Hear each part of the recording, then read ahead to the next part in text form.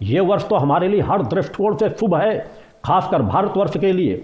नया वर्ष का प्रारंभ ही प्रयागराज में महाकुंभ से प्रारंभ हो रहा है। एक महाकुंभ का एक ऐसा आध्यात्मिक वातावरण, जिस आध्यात्मिक वातावरण का प्रभाव पूरे विश्व जनमानस पर पड़ता है।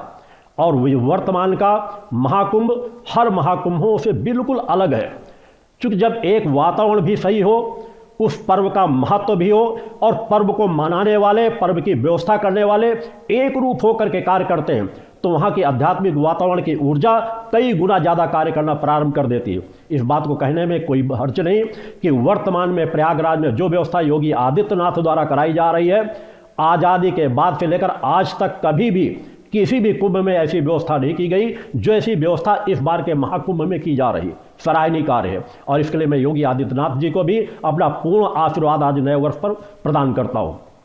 कोई भी कार्य, अच्छा कार्य किया जा रहा हो, ये हमारे सनातन का गौरव है।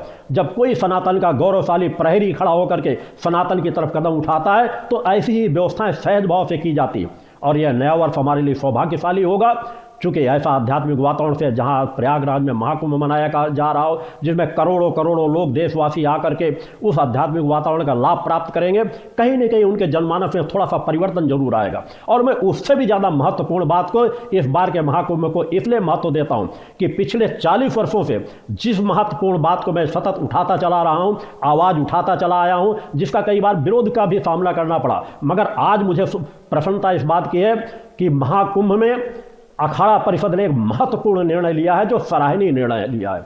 उन्होंने कहा है कि इस महाकुंभ में हम सभी जाति धर्म संप्रदाय के लोगों के एक समान जोड़कर चलेंगे, छुआछूत को मिटाने के लिए कार्य करेंगे और जिन जातियों को हम अब तक नज़रअंदाज करते रहे, उनके लोगों को हम अपना शिष्य बनाएंगे, उनको महामंडलेश्वर बनाएंगे, उनको सम्मान का स्थान और पदवियाँ दी जाएंगी। ये सौभाग्य की बात है, क्योंकि एक रूपता में हमारे सनातन की रक्षा छिपी हुई है। और जहाँ हम सनातन की बात कहते हैं तो सनातन की रक्षा में पूरे समाज के धर्मों की रक्षा छिपी हुई है। जिस समाज को हम समान भाव से लेकर के यदि प्रारंभ से चल रहे होते तो हमारा देश आज जिस गौरव को प्राप्त कर रहा होता, जिसके कहने की आवश्यकता नहीं थी। मगर आज तक जो ये गलतियां की गई हैं, महाकुंभ से सुधारने का सौभाग्य प्राप्त हो रहा है और ऐसा निर्णय लिया जा रहा है अखाड़ा परिषद द्वारा, सराहनीय है, जिसकी मैं बार बार सराहना करता हूं। ऐसे कार्य सनातन में करने की आवश्यकता है। एक बहुत बड़ा समाज हमसे कटता चला जा रहा है और उस सनातन के रक्षक अपने आप को कहने वाले लोगों ने ये गलतियां की हैं।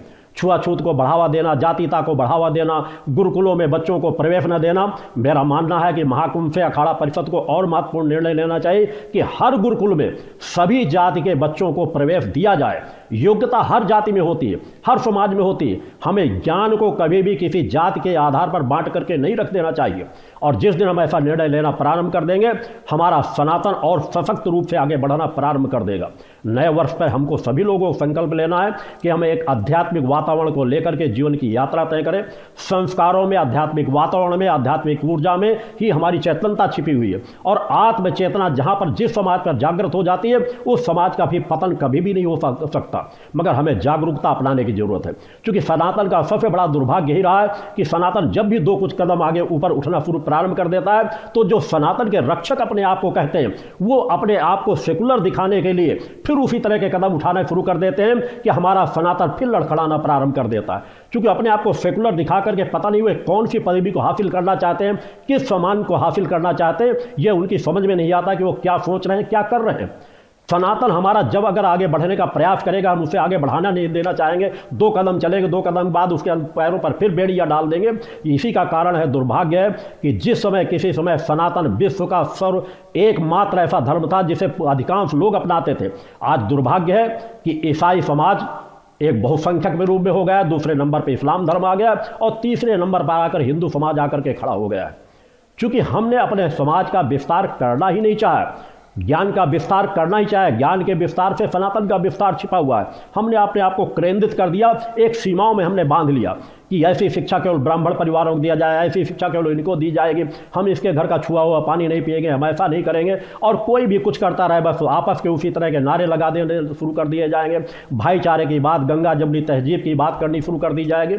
अरे सनातन धर्म भी तो सर गंगा जमनी तहजीब की बात करता है, मगर जब दूसरा धर्म भी उस बात की बात करता हो तब उस बात की बात की जाती है। मेरे द्वारा स्वयं कहा जाता है, जिस तरह मैं अपने धर्म का सम्मान करता हूं, उसी तरह इस्लाम धर्म का भी सम्मान करता हूं, मगर किसी जिहादी मानसिकता का पुरजोर विरोध करता हूं। आज की जो परिस्थितियां हैं उन परिस्थितियों में हमारे सनातन के प्रहरियों को सजग होने की ज़रूरत है।